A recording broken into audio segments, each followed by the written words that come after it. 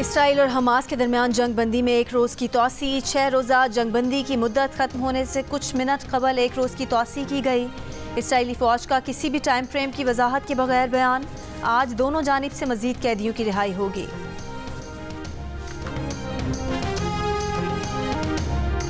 Hamas ने 10 Israeli यरगमालियों को रिहा कर दिया। 4 थाई और 2 रूसी बाशिंदे भी रिहा। गैर मुल्कियों की रिहाई डील का हिस्सा नहीं थी। इसराइली कैद से 30 फ़लस्तीनी रिहा। 6 नवंबर को मगरबी किनारे से गिरफ्तार की जाने वाली 22 साल की फ़लस्तीनी कारकुन आहत तमी को भी रिहाई मिल गई। हमास ने इसराइली फ़ौजियों की रिहाई के बदले तमाम फ़लस्तीनी कैदियों की रिहाई की शर्त रख दी।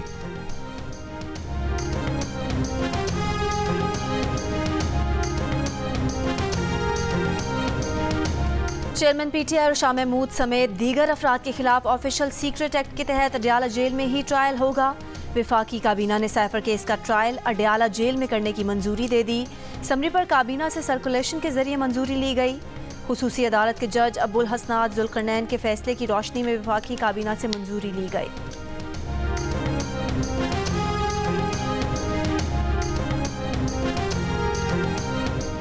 कोई दस्तावेज मौजूद नहीं कि नवाज शरीफ ने कोई भी गाड़ी मांगी हो। तोशाखाना केस में नवाज शरीफ का जवाब एहतसाब अदालत में जमा करवा दिया गया। जज मोहम्मद बशीर ने नैब प्रोसिक्यूटर से पूछा क्या करेंगे अब इस पर। नैब प्रोसिक्यूटर बोले अभी नवाज शरीफ का बयान देखेंगे और फिर उस पर मजीद कार्रवाई होगी।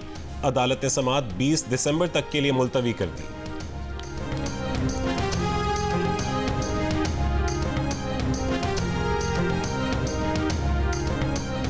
मनी लॉन्ड्रिंग के मुकदमे में अदालती हुक्म पर मोन सलाही को इश्तिहारी करार देने की कार्रवाई शुरू। मोन सलाही को आज लाहौर की अदालत में पेश होने की मोहलत दी गई है।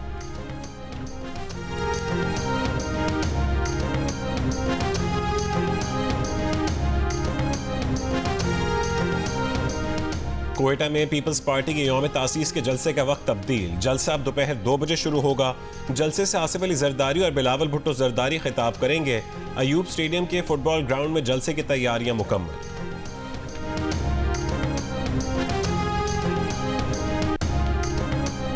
कराची के इलाके गुलिस्तान जौहर में बीवी और 3 बच्चों के कत्ल का मुकदमा घर के सरबराह पर दर्ज। FIR में मुलजिम के सिस्टर ने दर्ज कराई। पुलिस का कहना है कि मुलजिम नशे का आदी है और बयानात में भी तजाद है। खातून और बच्चों को तेज धार आले से कत्ल किया गया।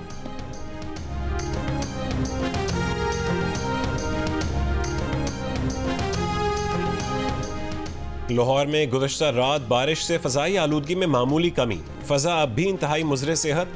सॉफ्ट लॉकडाउन और दीगर तजावीज़ पर फैसलों के लिए निगरां वज़ीर आला मोहसिन नकवी की ज़ेर सदारत काबीना कमेटी बराए सदाद स्मॉग का इजलास आज होगा। कराची की फ़ज़ाई आलूदगी मज़ीद बढ़ गई। आलूदा शहरों की फहरिस्त में आज सर फहरिस्त आज़ाद कश्मीर की वादी नीलम और अस्तोर में बारिश और बर्फबारी।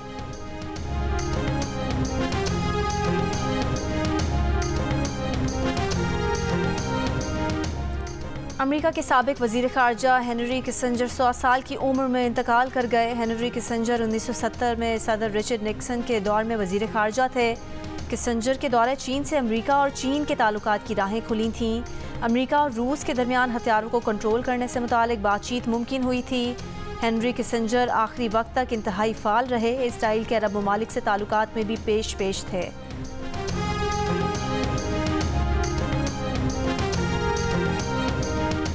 चमन धरने पर निगरान सूबाई वज़ीर इत्तला जान अचकज़ई ने रद्दमल देते हुए कहा है कि चमन में जारी धरना पाकिस्तान मुखालिफ प्लेटफॉर्म बनता जा रहा है। PTM जैसे गिरोहों ने धरने को हाईजैक किया है। पाकिस्तान के खिलाफ नफरत अंगेज तकरीर करने वालों के साथ नहीं है। धरना मुंतज़मीन PTM के इश्तियाल अंगेज बयानिए के साथ हैं तो वैश मंडी के कारोबार को भूल जाएं।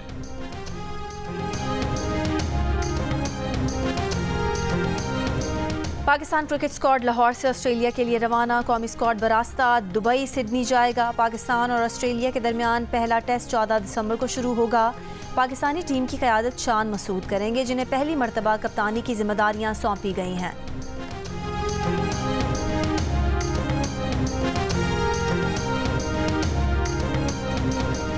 ऑस्ट्रेलिया के बैटर उस्मान ख्वाजा ने लाहौर टेस्ट में शाहीन आफरीदी और डेविड वार्नर के आखिरी टाकरे को स्पिरिट ऑफ क्रिकेट की बेहतरीन मिसाल करार दे दिया। कहा कि दोनों ने मैदान में भरपूर मुकाबला किया। शाहीन आफरीदी के पास रफ्तार और स्विंग के लिए बेहतरीन कलाई है। बतौर ओपनर शाहीन आफरीदी का सामना करना आसान नहीं होगा। बोले बाबर और स्मिथ का मवाजना ऐसे ही है जैसे कोहली और स्मिथ का मवाजना किया जाता है।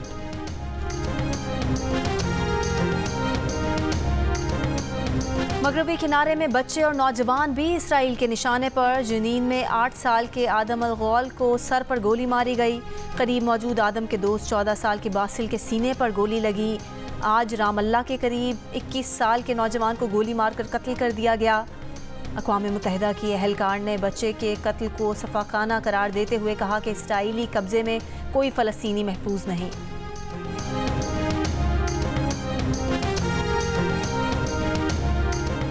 अमरीकी हुकूमत ने सिख रहनुमा के कत्ल की साजिश में भारतीय शहरी पर फर्द जुर्म आयद कर दी।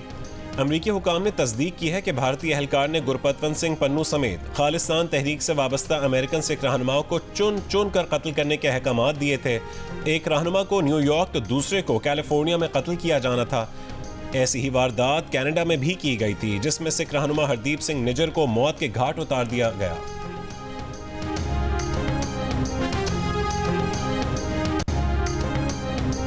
पाकिस्तान स्टॉक एक्सचेंज में कारोबार का मुस्बत रुझान बरकरार। 100 इंडेक्स 405 पॉइंट्स इजाफे से 60,907 पर है।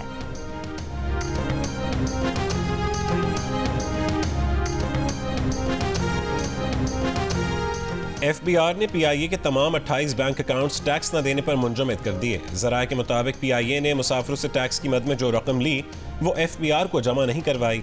PIA 2 अरब 70 करोड़ रुपए का फेडरल एक्साइज ड्यूटी के नादहिंदा है। PSO ने PIA के तैयारों का ईंधन बंद करने की वार्निंग दे दी। PSO का PIA से 1.5 अरब रुपए वाजिबात फौरी अदायगी का मुतालबा।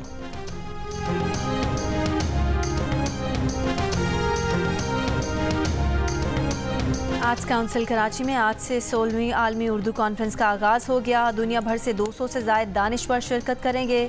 भारत के मायानाज शायर गुलजार और screen writer Javed Siddiqui online शरीक होंगे। कॉन्फ्रेंस 3 दिसंबर तक जारी रहेगी।